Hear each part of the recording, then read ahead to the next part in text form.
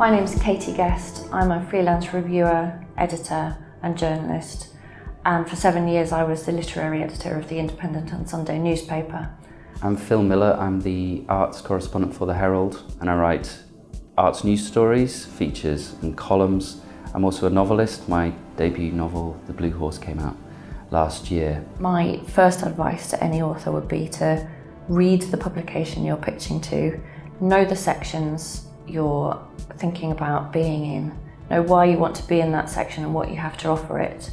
Think like a journalist a little bit. They want a story and they want something that stands out. So if you're pitching to me cold, you need to get my attention by being a little bit different, having something new to offer and something that my readers want to hear about that they haven't read about 1,000 times before. Working in the news side of things, I'm looking for someone who knows their story so they can tell me their story in a very short and concise way that will interest me or interest the general reader. Arts news stories are not read by a cultural audience, they're read by the people who are just opening the paper looking at all the stories going on, so it has to jump out. And if you know what your story is, that helps the journalist tell the story too. Just be aware that journalists are often on deadline. A daily news journalist will be on deadline in the afternoon. Don't ring them up and expect to have an interesting chat about your life and work when they're trying to get a paper out. A weekly journalist will want information ahead of time so they can talk to their editor about it. A monthly magazine journalist will have a completely different way of working. And that's a very good point. Don't ring any news journalist at 5 o'clock and say, have you got a moment?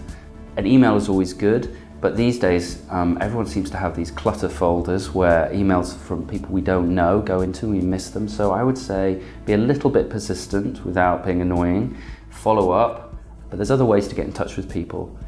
Journalists now have Facebook pages. We're all on Twitter. Journalists are addicted to Twitter. I've done a couple of stories where an author has got in contact with me through Twitter. I would also say don't despair if you can't get a story in a national newspaper. There are local newspapers, magazines, blogs, even student newspapers now have good book reviews and stories about writers. It's also useful to think about every different section of a newspaper or website or magazine. If you have an expertise in something that happens to have hit the news this week, contact the comment desk and offer to write a piece about it. Insist on having a book puff at the end of the piece. Tell people what you're knowledgeable about. Think about the diary, the gossip column. Did something funny happen at your book launch? Was there someone famous there? Are you and a group of authors getting together to do something unusual? It's not just the books pages and the news section that can get you to the public's attention. So think about the whole package.